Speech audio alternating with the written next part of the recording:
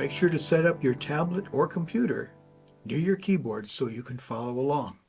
And if you haven't watched the introductory video on why you should practice scales, I encourage you to do so. In this video, we'll be covering the remaining major scales: F sharp or G flat major, A flat, and B flat major.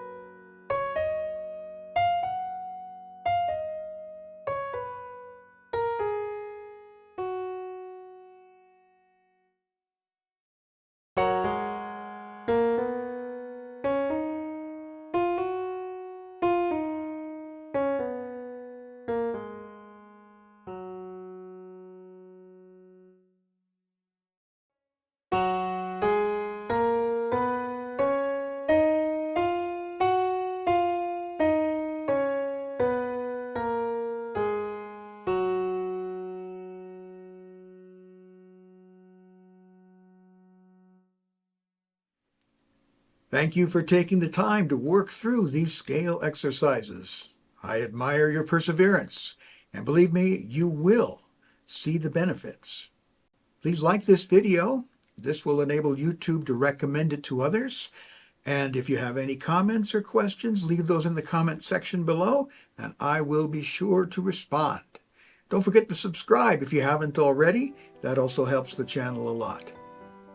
Thank you for watching, and I look forward to guiding you through future scale exercises.